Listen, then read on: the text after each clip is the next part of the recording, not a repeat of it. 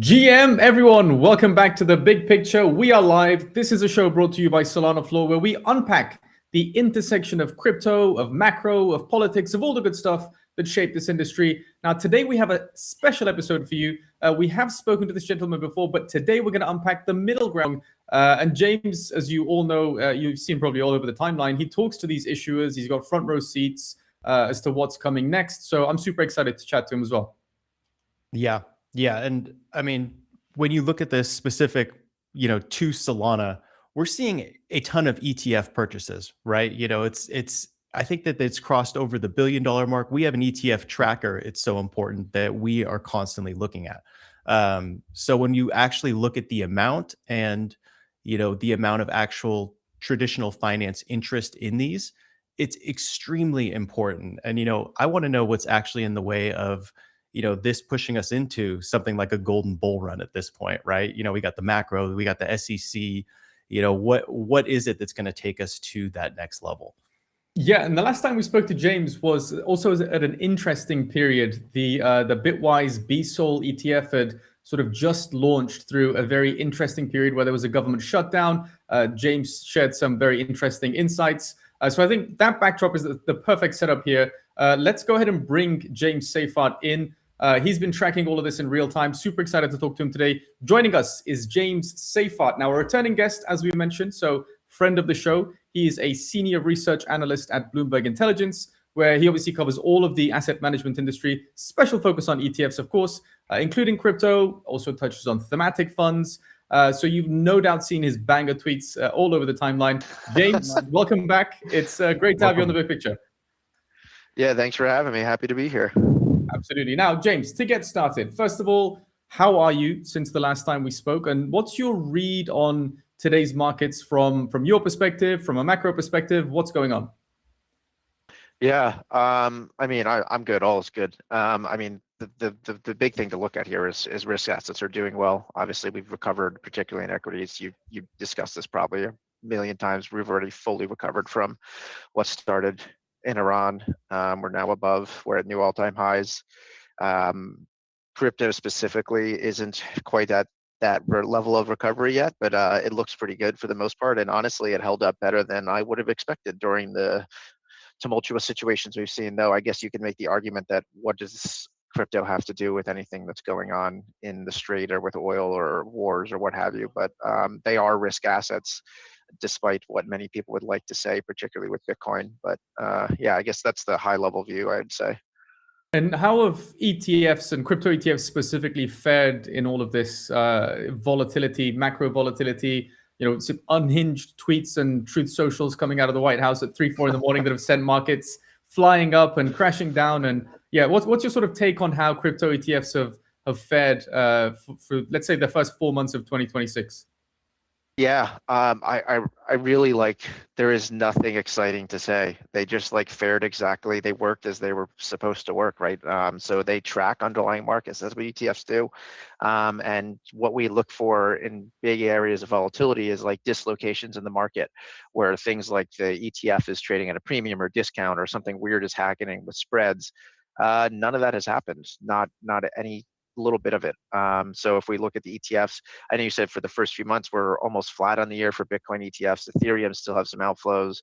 Solana and XRP in particular, which are the two new biggest categories that launched at the end of Q4, they've taken in a decent amount of money and they didn't really see any outflows. So the Solana ETFs have basically flatlined. They're around 1.4, 1.5 billion of inflows since their launch. So yeah, I mean, the real answer is nothing. Nothing happened aside from price. Price isn't great, but other than that, Well, yeah. I feel like this is one of those rare instances where we can safely say no news is probably good news, right? Given the sort of overall market volatility that we've seen. So you mentioned Solana there. Let's zoom in for a second. We often think about Solana and we talk about Solana as this on-chain NASDAQ, and that was indeed the original mission and vision, if you will. And since 2025, there's been this additional narrative that Solana is also winning the institutional race. We were at various conferences. For the first time in a long time, there were trillion-dollar asset managers alongside us there, alongside the crypto OGs and the degens. That was quite interesting. Just last week, actually, Thomas and I spoke with Franklin Templeton's Mike Reed. I think it's safe to say that we both walked away from that conversation feeling more confident than when we'd walked in. We were a little bit sort of shaky going in, just coming off the back of that $285 million drift exploit. But it was quite a calming conversation for us. So question to you here is Solana really winning the institutional race, or is it the on-chain NASDAQ? Or in your mind, can those two things be true at the same time? How do you think about that? Yeah, I mean, I don't think this is a winner-take-all type of environment. So I think in my mind, like when I look at this entire space, it's the big three that come to mind initially, right? So it's Bitcoin, which is a thing all its own, and then really it's Ethereum and Solana competing on this other side, and then you have all these layer twos and other specialized L1s and protocols. So again, I guess like when you say winning the institutional race, I don't think it necessarily means like it's, oh my gosh, it's completely destroying everything that Ethereum is doing. Because when I talk to institutions, they're still heavily interested in what's going on in Ethereum, but Solana is gaining a lot of respect among the people that I am talking to, particularly. And you can see that with, total value locked metrics, any sort of fundamental metric you look at, what's going on with stablecoin volumes. Then this is something that's been playing on my mind for a while. This is something that's been playing on my mind for a while, arguably since the last time we spoke. So the previous question was like, if Solana is winning, let's say in terms of institutional adoption, clearly is.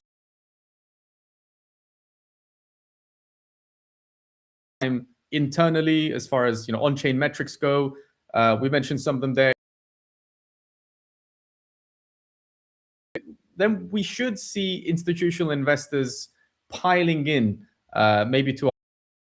Then we should see institutional investors piling in, maybe to a higher extent than they have been, and we should see Solana as an asset also outperforming BTC and ETH ETFs at least, maybe not the underlying asset, but that's not quite something we've seen, right? If you look at CT, the sentiment is very much diverging from the sort of institutional bull case, if you will. So how do you reconcile that?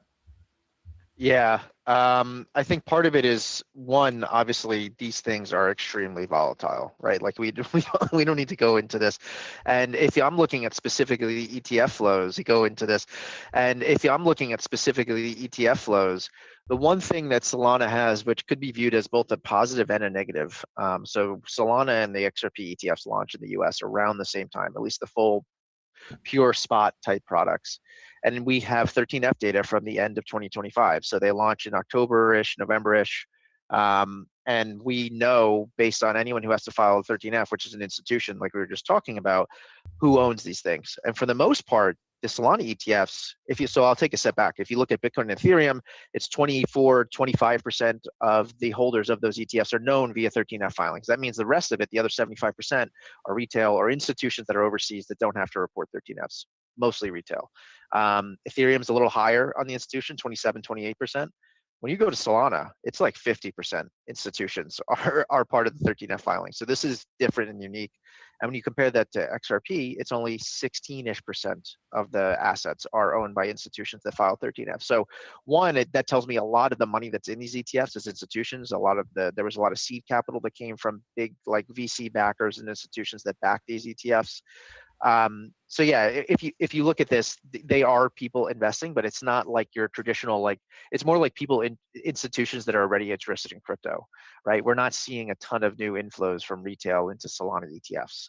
We're not seeing a ton of buying from that space. And I think, and the other part of it is, like, when you look at this, a lot of people tend to look at the price. The real way to look at this and the growth is what's going on with market cap. But if you're just holding and you're not staking, and you're getting devalued or deflated a little bit by that 7% yield, that hurts a little bit too. So that's something that is going against Solana. But these ETFs, the Solana ETFs, almost all of them, I think all of them already have staking involved in them. So if you're buying that way, that's not something you have to worry about.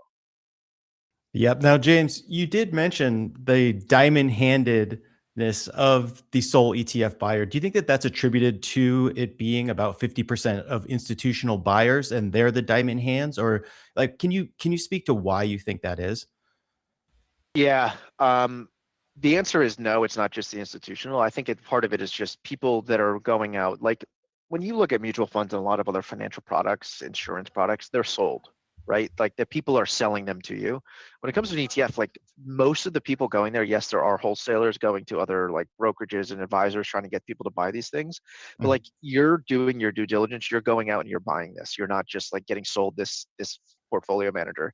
And the same thing is true for the underlying assets. So if you look at, the Bitcoin ETFs or the Ethereum ETFs, they also have had diamond hand holders, not to the extent that Solana and XRP, but they were very new. So people who put money in October, one, they knew what they were getting themselves involved with. They knew these things have 70 plus 80% pullbacks on like a regular basis in some regard. So there's two things there. One, people know what they're buying and they're making an active decision to put this in their portfolio, into their account. The other part of it is, the people that are buying the ETFs, they're not like the on-chain people or the crypto exchange people this is like 30, 40% of their net worth or their portfolio and stuff. Like, this is a smaller portion of what they're doing, right? So when they're putting these things into their accounts, it's a 1, 3, 5, maybe 10% allocation. And so these massive pullbacks that they, when they're allocating, they understand the risks. They're probably rebalancing around it for the most part. So if it goes up a ton, they might sell a little. If it's going down, they might even buy some if they've made a long-term decision to hold these things. So I think all of that is contributing to why we haven't seen outflows and why these ETF holders have been diamond hands. James, and this is not just crypto ETFs either. Yeah, I wanted to just jump in on that because you said they knew what they were getting into, and you mentioned October. To the best of my knowledge, October 6th was the sort of total crypto market cap all-time high. By the 10th of October, obviously, shit was hitting the fan, and very soon thereafter, a lot of people were looking at a sea of red. So when you say they knew what they were getting into, do you think these TradFi investors, more seasoned sort of investors that have risk analysis and, okay, maybe they're only allocating 5% of their net worth to this, But do you really think they expected the damage that we saw in such a short period of time? Well, you got to remember the Solana ETF didn't launch to the end of October. So like they launched into this pullback already. And the fact that they've now pulled in like, over $1 billion despite that is very impressive. We did have one Solana ETF that was from Rex Shares that launched in the summer. So they were able to acquire a couple $100 million on their own.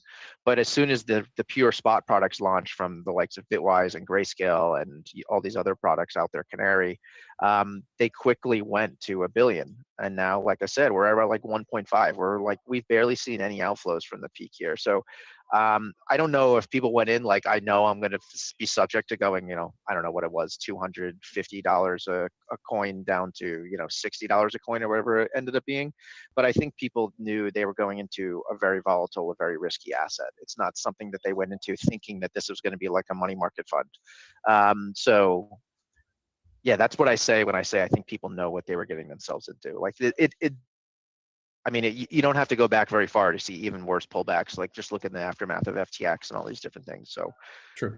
That's the way I tend to think about it. And when I talk to people who are allocating, they understand like the volatility of what they're getting involved in, and there is no reward without risk, right? So yeah. That gives me some hope. In a way, it feels like if people with actual risk analysis and sort of investment time horizons and people that aren't aping into an asset class that's already very volatile with 50, 60, 70% of their net worth, if they're taking on this risk, then I think the sort of crypto degens that are reeling from the pain at the moment should find some comfort in that as well. James, I want to preface this next question by saying that a few years ago, we were in a very different position. You mentioned FTX there, but I'm thinking about the biggest risk that we faced as an industry. And arguably the biggest Achilles heel that we had was Gary Gensler and the SEC and regulation as a whole, right? So I guess in that analogy, that makes Gary Gensler a Prince of Troy. That's probably the nicest thing anyone's ever said about him. But at a high level, now retail participation right now feels like it's suffering a lot, right? CT's sort of dead. Builders have left, not all of them, but most of them. They're working on AI projects, and at the same time, you've got institutional appetites rising. Again, some of these TradFi folks are willing to take on massive amounts of risk that they previously weren't. So what's shifted there? And does crypto now have a different Achilles heel, different sort of central risk parameter because of that shifting demographic? Oh, that's a good question. There's so many things I want to say here. I would go back and just say that like there's such a divergence between what's happening in the institutional world and the clients that I'm talking to versus when I'm talking to retail-oriented people. I was just at the Solana Policy Institute in New York, and there was regulators there, there were former regulators there, there are institutions that I typically deal with, our clients, and everyone's talking about building and looking for regulatory certainty. The SEC just came out yesterday or the day before with like some confirmation around like UI and UX and wallets and interfaces, as long as you're not taking custody, which is like basically what the industry has been saying should be happening. But obviously we do need, some sort of actual clarity out of Congress. So that's providing some volatility. But you talk to any of these institutions or any of these ETF issuers that I'm used to dealing with, even before I started covering any side of the crypto thing, and all of a sudden people that thought this whole thing was a joke are now devoting serious man hours, time, effort, energy, money into building in this space, doing things with tokenization. You have leaders of some of the largest companies in the world talking about tokenization being the future, talking about stable coins in a way that they weren't talking about them 4 years ago. And it's kind of funny in one respect where like I thought this was something that was going to grow a lot, and I was very optimistic about the future of this space. And plenty of people were like, "This is so stupid," and now those companies are actually leaning heavily into it. But what I would say about those companies is like, a lot of it is like there are certain people truly championing this effort. Right, there are TradFi institutions partnering with DeFi natives, whether it's NYSE and Securitize, Nasdaq, and I think Ondo, and like all these different things that are happening. But there are definitely people at those institutions that are like kind of thinking and hoping this will fail. Like they're not actually believers, but they'll let other people lean into it. And so those people that are championing it, like if there are issues that do come up, you mentioned the drift hack or anything along those lines, there are definitely going to be people at these institutions, including like people that I work with who don't really believe in any of this stuff either.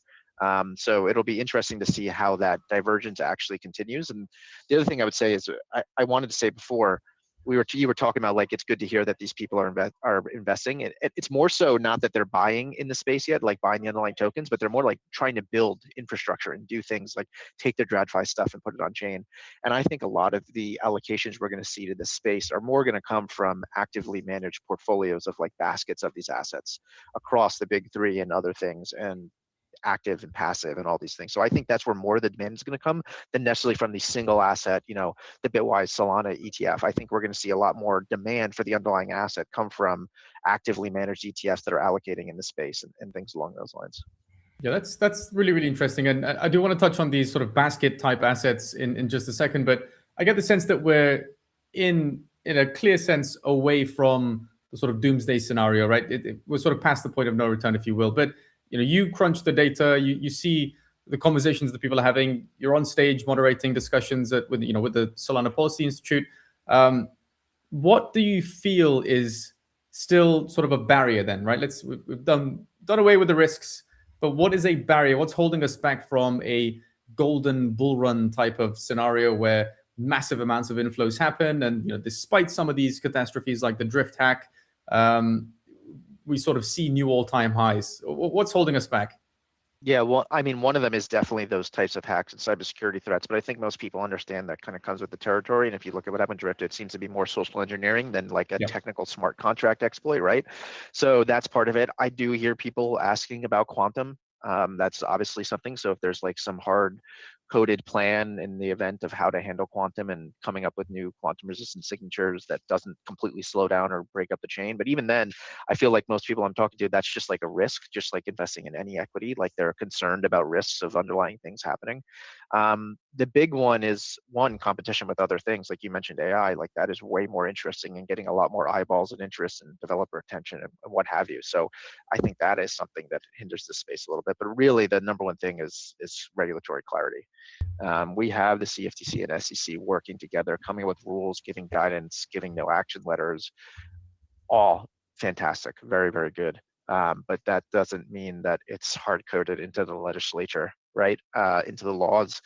And I think something like clarity would be a huge lift to the entire space. And I don't know exactly what the odds are, but they're still not super great right now on approval happening. And we're kind of running out of time. So yeah, while it's great, we have, it's not the Gensler's SEC and they're not like doing common sense things. And now they are doing these common sense things. All it takes is a new administration coming in and just doing away with some of that guidance, walking a lot of it back. They won't be able to walk all of it back, but they're certainly hinder some of the stuff that's already on the table and being allowed right now. So I think a lot of it has to do with regulatory certainty, because you don't want to be a huge TradFi institution and leaning into tokenization and all these things, and all of a sudden a new SEC administration comes in, there is no laws on the books, and they say like some aspect of what you're doing is illegal or bad or not allowed.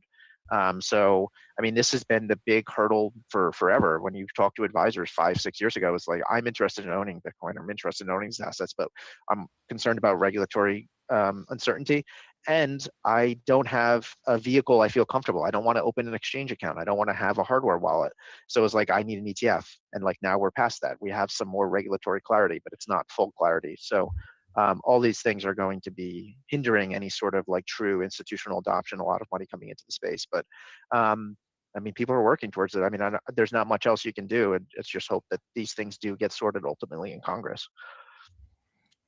Yeah, and I think that a lot of that regulatory clarity, it would be great to get this bill passed, but even without getting the bill over the line, we're starting to see, realistic and great regulation come across where that is enough clarity for people to invest in there.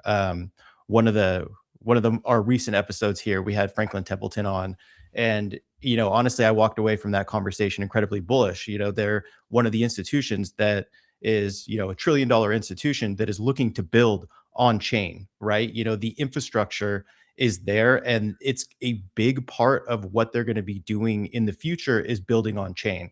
Like, what do you think about the institutions that are doing that? Do you think that that is going to be the future where they're offering their products on chain more? Do you think that that's going to increase the demand for the underlying asset and increase ETFs, or which direction do you think the institutions are going to go?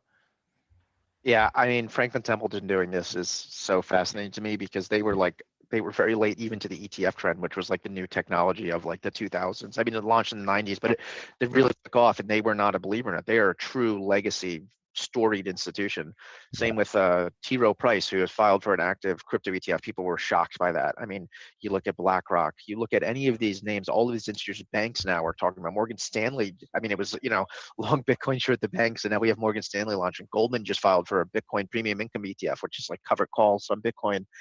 Now you have Wall Street banks doing these things. So all of this is it just goes back to what you're saying about them leading into the space. And it's not, I don't know if it, like I said, there's definitely people within these different firms that are championing this. And if it goes well, it will benefit their careers. But if it doesn't go well, there are plenty of other people around them that don't believe in this, don't want to be doing this, and are ready to jump on and say, look, they messed up. I mean, it's a competitive marketplace at a lot of these companies. But for the most part, the leadership is bought in on giving this a shot. And any company who's not taking, doing their own due diligence research and toying with different things, I think is going to be left behind. And that's why everyone's doing it. I mean, even smaller issuers are talking about tokenizing their ETFs and putting them on different chains. I think this is the future. I think it's going to take a lot longer than most people think. It's going to be, very slow to start. Tokenization of ETFs is just something that makes complete sense to me. Then you get to things like vaults, which I'm not an expert on, but like you get to a point where everything underlying that's in the ETF is tokenized, and like you basically have an ETF that is nothing but a smart contract and nothing to do with the whole old school TradFi stuff is potentially the future, but I think that's 10 plus years away, probably.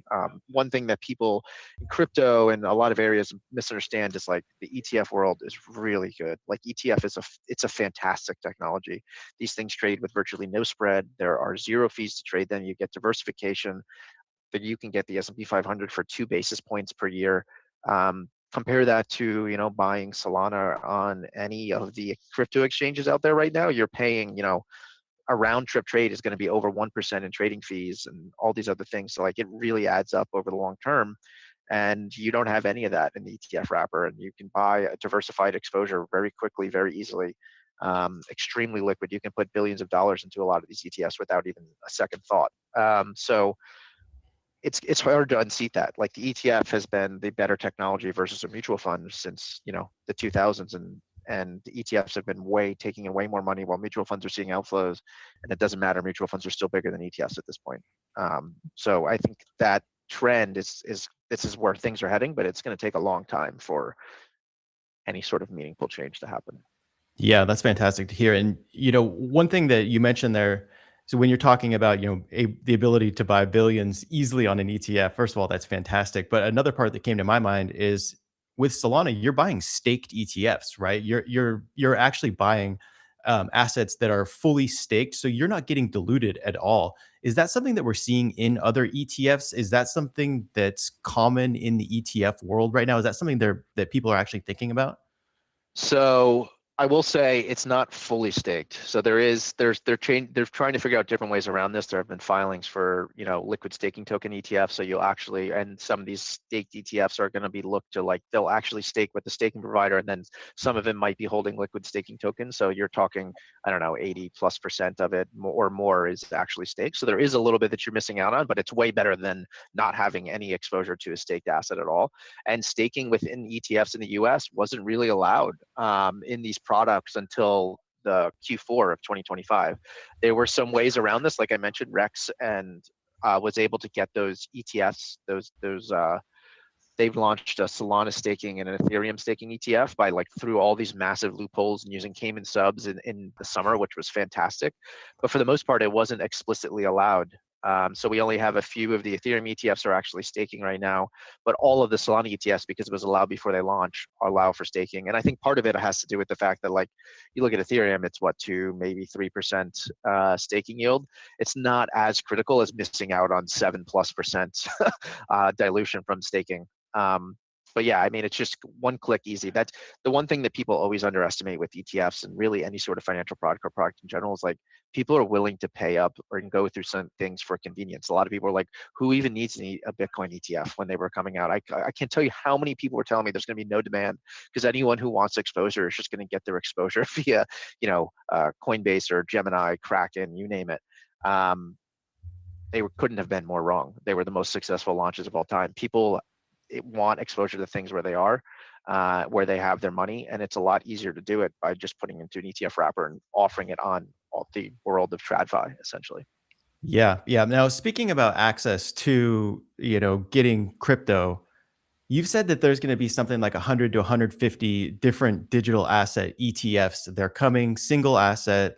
There's going to be baskets of them, thematic. I assume there's probably going to be some levered ones as well. Like, what are you seeing? Is that something that, the applications are already out, that's coming, or what's the landscape looking like right now? Yeah, I mean, we have well over 100 ETFs now that are offering exposure to crypto in some way. We just saw an Avalanche product launch earlier this week. So things are still coming. We had Morgan Stanley again launch last week. They launched a Bitcoin ETF. We Mhm. have an overnight Bitcoin ETF where it sells at the open basically and buys at the close. So you just have exposure overnight, which is historically in the last few years been a very, like, there's been alpha there in doing that because, as you guys know, the mid-morning dump that people always talk about. But then you have products like I mentioned, more Goldman Sachs filed for the premium income, which is a covered call Bitcoin ETF. Then we have tons of other products, all these single tokens. We're going to have so many basket products and actively managed ETFs that are going to go across different assets. Then you get into stuff like the ones you mentioned, like levered, and then there's defined outcome, where basically you're giving up some of your upside to protect on some of your downside, which did really well over the last few months. So Mhm. there's going to be some demand for that. It basically is having bumpers on a bowling alley. It's protecting you against really going in the gutter, but you're also not going to, take off really well. So all of these things, and people are trying things left and right, different combinations with equities. And so, yeah, I mean, there's no end in sight. We see filings on a regular basis. We're still seeing launches on a somewhat regular basis. But like I said, I'm as a category, I'm most bullish on the basket and actively managed type side of things, because you get into what's going on right now. I mean, with Charles Schwab, I don't know what the exact date is, but like this year they're planning to launch direct trading of some of these underlying assets. And I think the real benefit of an ETF, particularly a Schwab, is extremely low fee and zero cost to custody on their platform. And some of these other platforms like Robinhood, et cetera, it's going to become a lot easier to hold these underlying assets, but it's buying a basket is still going to be a lot more efficient to do it with an ETF, particularly if you want somebody that's actively managing in this space. And this space has so much volatility, and there's a lot of questions about how to value underlying chains. So if somebody can provide alpha, and I think this is one area where you can, I think there's going to be a lot of demand for products like that. Yeah, I do too. I mean, people want access to a basket of these assets, right? I mean, I do, when it comes down to it. So I like the idea of that. And when you look at the success of where we are right now, right? You said there's over 100 products that are live right now. Was this something that you saw, thought was a realistic possibility, like when the Trump admin came in? Like, was this in the realm of possibility? Where do you think we are right now?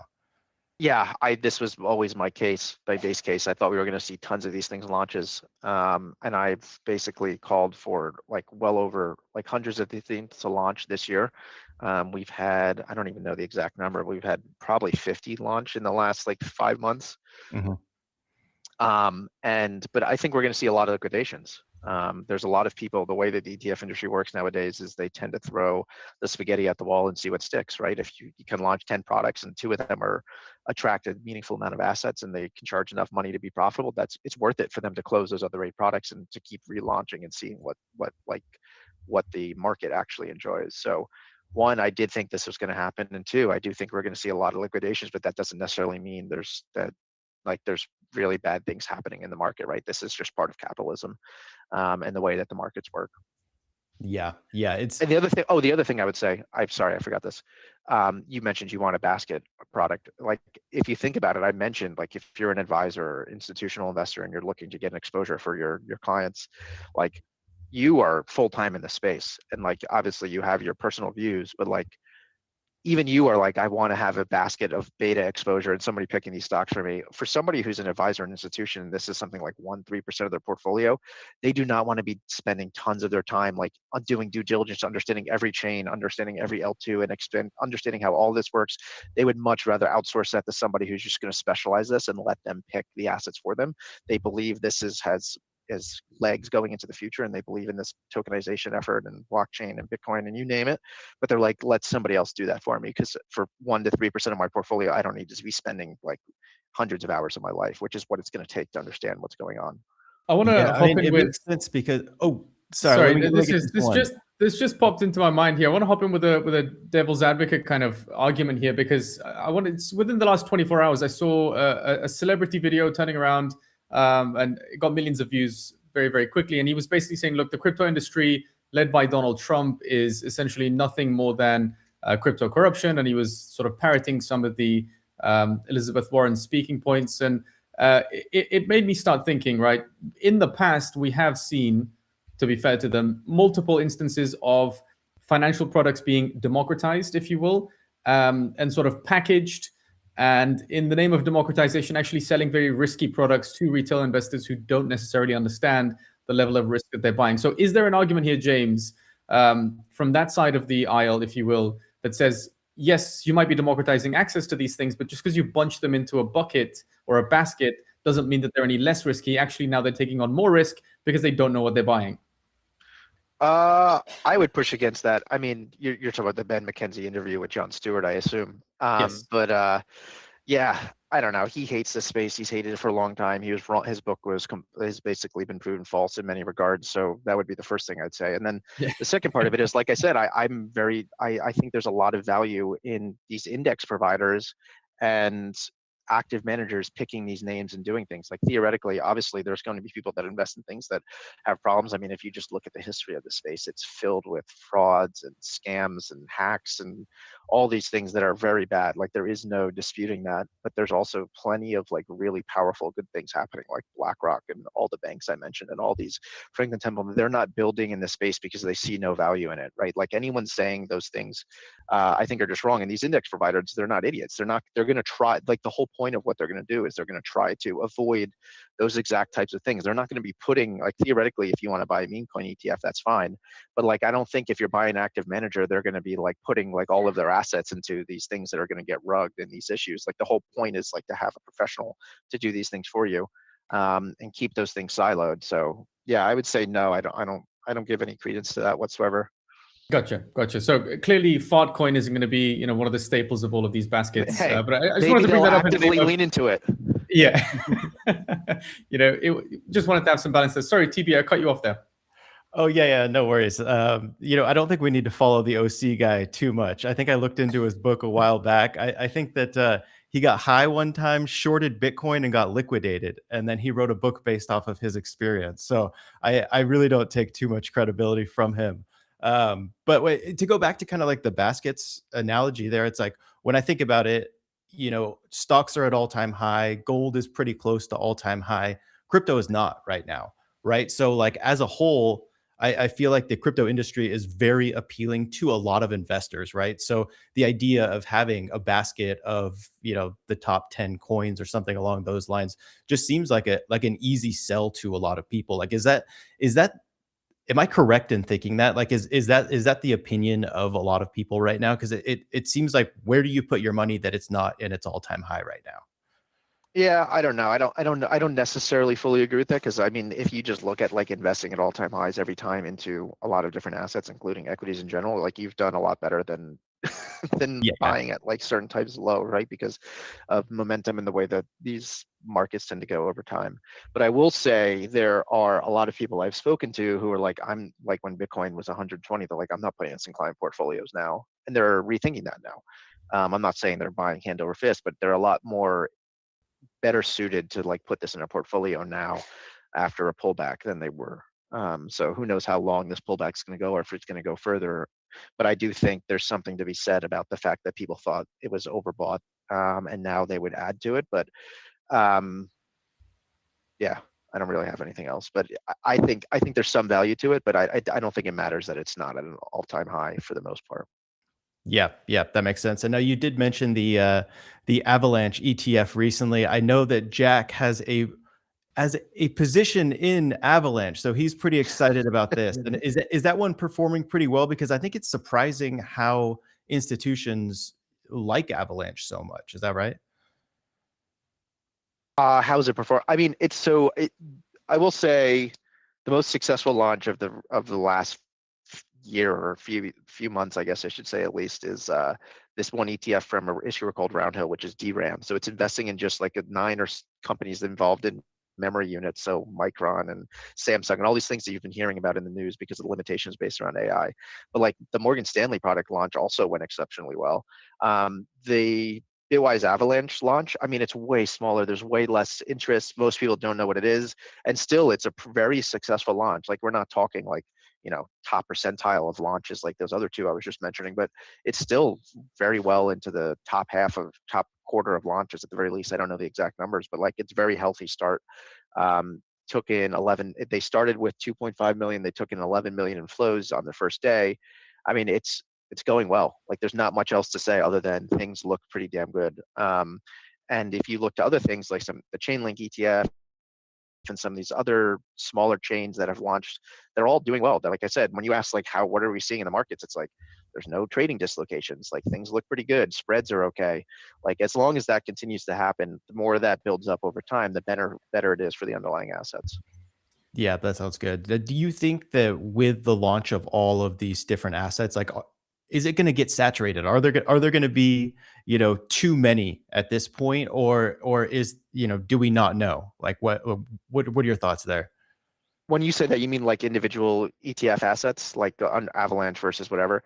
Yeah, yeah. I don't think How many so. tokens are there, right? You could launch 1 million of these if you really You could, want it. I think theoretically you can have an ETF for many of these, hundreds of them, and it would be fine. The problem becomes like when you have 2 or 3 ETFs for a token that is 49th on the coin market cap all-time market cap list, right? Like then that's when I think like if you're going to see multiple of these things launch, I don't think you can support 2 to 3 of them. But like if you have one and you understand that it might be losing you money, right? If you're an issuer and you launch a product and your it's the 40th market cap on coin market cap, but you believe in it, you're going to launch it. If you're the only one, you might even be losing money by keeping it open because it costs hundreds of thousands of dollars to keep these things in operation each year.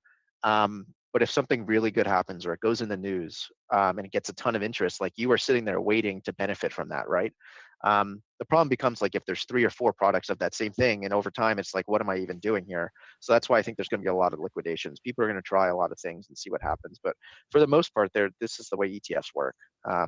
They're continuing to launch, and we had record launches last year. And we have a lot of single stock ETF launches that are levered long and short, which are crazy to me, but I understand it now. But I didn't understand it when they were filing. So, I mean, for all those reasons, I think we're going to see tons of these products, and so we're going to have an ETF for pretty much every single asset. I think in the top 50, and then we're going to see an inordinate amount of basket and actively managed products over the next year or two, I think. That's fantastic. Well, I'm gonna push back on that, James. What's the number? There has to be a number. There has to be a number at which point you turn around and say, you know what? Okay, I said there was going to be hundreds. There are hundreds. Now there's, I don't know, 250, 300, 500, and now it's getting a bit messy. Now we're going to have a bit of a consolidation, bit of a shakeout, or the regulatory environment changes drastically, and for some of the reasons that we mentioned, they have a bit of a pushback. What's the tipping point? Are you talking about in total ETFs, like in this Yes. space?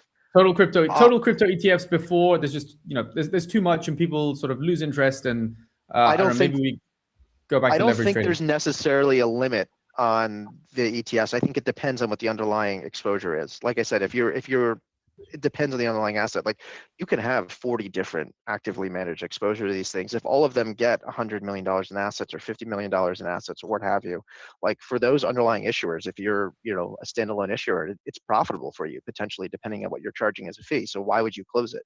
So this is like, there's way more mutual funds and mutual fund share classes than there are even ETFs, despite the fact that we had over 1,000 launch last year. So it comes down to like, is it profitable to keep operating this as an issuer?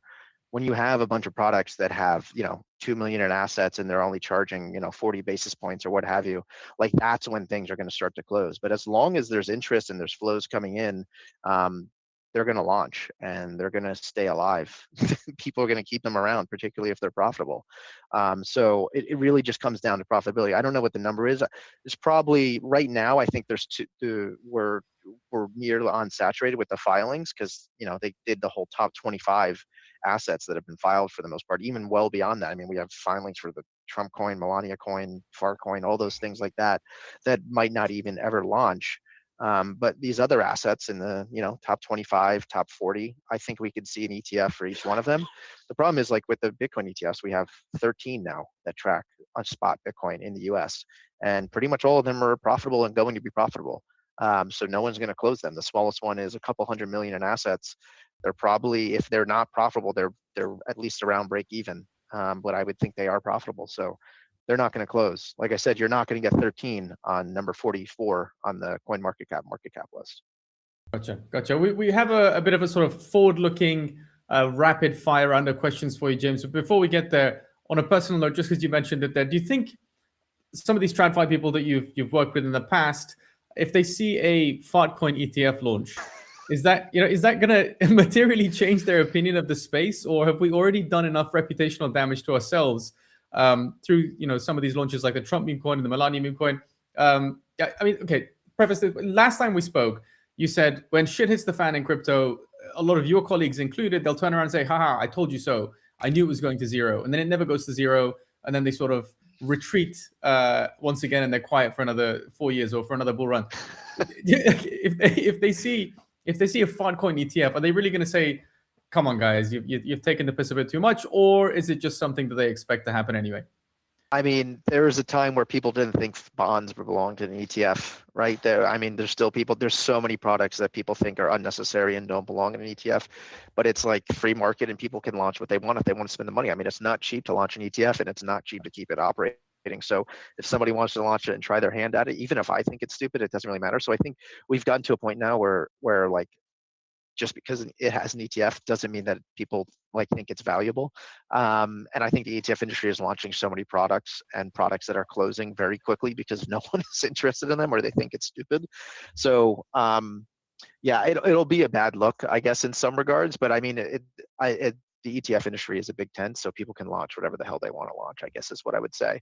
And if people want to launch a Trump coin or Melania coin or whatever you want to ETF, I don't think it probably, I don't see it being all that successful.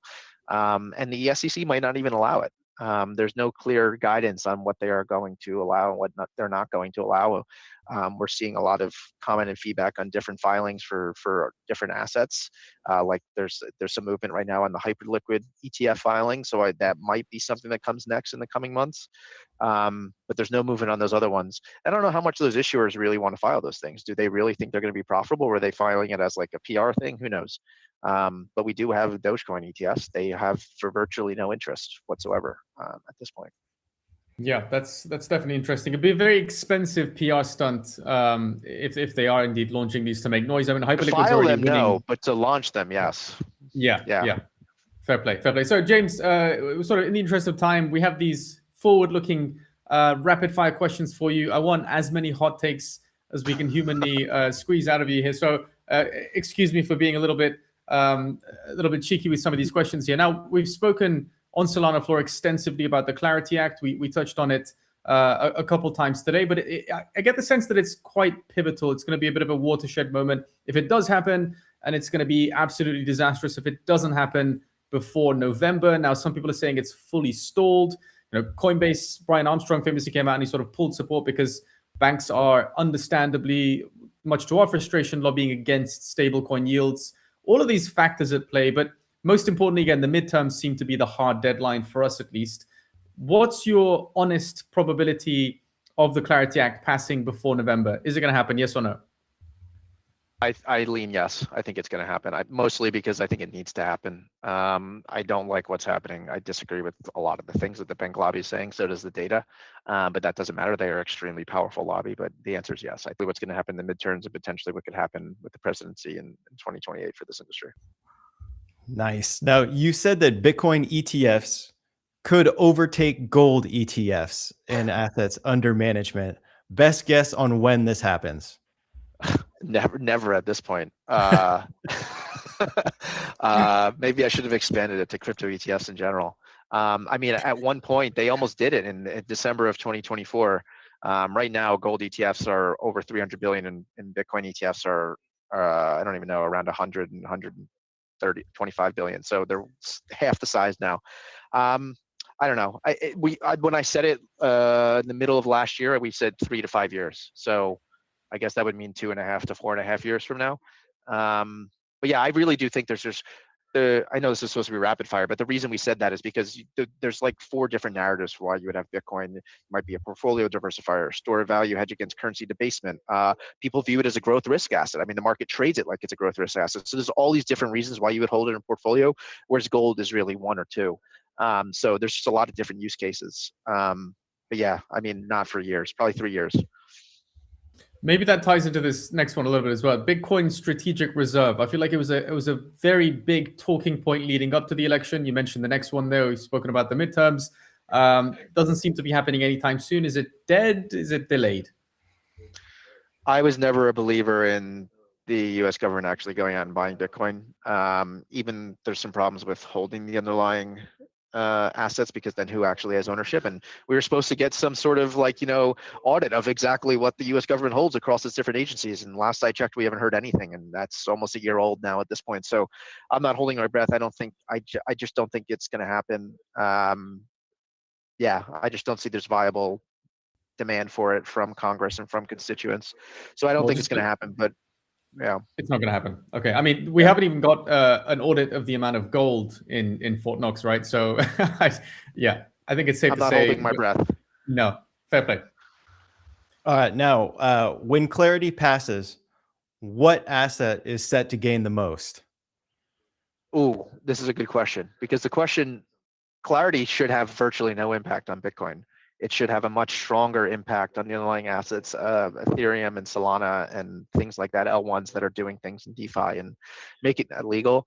So theoretically, I think the longer term impact is going to be on those types of assets. Like I said, Ethereum and Solana, but initially it might be Bitcoin, because most people who are going to be trading this, they don't know much of it still about these other assets. So it might be Bitcoin that rips the most on this, but maybe not. I don't know. It shouldn't have an impact long term on Bitcoin, but it might short term. What is more likely to have an impact on crypto having another bull run? Liquidity skyrocketing or clarity passing? Clarity could be a catalyst, but liquidity is obviously historically what has driven what's going on. There's been plenty of research out there. So I'll say clarity, at least near term, because liquidity is a much longer term type of thing and harder to measure, but clarity is something that's a near term catalyst that you can look to for causing some sort of upside. Good. Now, bull market, things can get pretty crazy. In my mind, of course, the next bull market's coming and we're close, but we'll see what actually ends up happening. But in a bull market, what would we expect to see in ETFs? A lot of these people have filed for the Trump or the Melania ETFs. Do they actually launch them in that case? Can they kind of hold those if they're approved on the side and then launch them in a bull market when there's a lot more people potentially willing to buy? Or how does that look in your mind?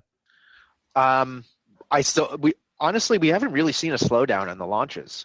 Maybe a little bit, but despite the bear market, people are still believing the space. They filed for products and they're planning to launch them, because honestly, you'd rather get it out before this bull market you talked about, right? You'd rather get it out now so that it's available for people to buy. The last thing you want to do is wait till there's a bull market happening and then you don't get it out till halfway through it. So yeah, I don't know if it'll have that much of an impact on what launches. It will just have an impact on where flows go. And as momentum goes, money tends to come in. And we've seen that with the ETFs over time. And the way they tend to go is 2-3 steps forward, 1-2 steps back. And right now we're in some of those steps back. But I mean, there's 2 ways to measure bull markets, the pullback and the length of time that they were down, and we are nowhere near the normal length of time that we're down, but obviously clarity and these other things happening and liquidity can change that. But yeah. And that made me think of one thing. Okay, so Solana launched their ETF and the price has been kind of down only, right? But if you look at the ETF flows, they keep going up and they keep buying. Is that in my mind, that just seems extremely bullish. I know that Matt Hogan talks about how the Bitcoin ETF worked, right? There was a continued buy pressure on Bitcoin, and it took a little while, and then the price just absolutely exploded after a certain point. Is that how you view that, or that's how it plays out in my mind? But I want to kind of stress. Yeah. So it's a good thing that money hasn't come out and there's money. I won't say there's been tons of money coming in. I mean, it's kind of been flat since the end of February. But honestly, despite that pullback, money was still coming in. So people are still allocating, probably like diversifying from their crypto exposure is my guess of what's happening. But it's a very good sign that we haven't seen pullback. I mean, it goes back to the diamond hands things and how people are viewing putting this in their portfolio. So everyone can't tell you how many people were like, they just wait for the pullback to happen and then all the boomers are going to sell. And like, ironically, if you look at all the data across all of the chains versus the underlying spot ETFs, the people who held were those boomers, and the on-chain people and the OGs were the ones that dumped into these sell-offs. Shout out to the boomers. Yeah. Absolutely. James, I know you can't talk about prices specifically, but hopefully you can give us a sense of relative performance here. Between now and 2030, which of the top three, let's say, outperforms? BTC, Sol, or ETH? Oh, I think the TAM for what BTC is trying to do is so much larger if it's actually achieved. And when you look at what's happening with Solana, Ethereum, and plenty of other L1s, and we have these potential stablecoin L1s, which I'm not sure how successful they'll be. The competition is much more fierce there. So I don't really know. I think the downside of the risk is much less on the BTC side versus these other L1s, but the upside might also be higher too. I don't know. I really don't know. I don't want to. I don't even know if I'm allowed to give an answer, but that would be the way I'd think about it. Gotcha. Well, we'll be hoping for that. I asked you this last time as well about when BlackRock's going to launch a spot Solana ETF and hopefully pump all of our bags. And you said, well, we haven't heard any chatter about that, but I assume that's still the case. No chatter whatsoever. Every time we hear somebody from BlackRock talk about it, particularly Robbie Mitchnick, who's been in charge of the launch of the Bitcoin ETFs and mostly the man behind it, obviously, is a whole team of people.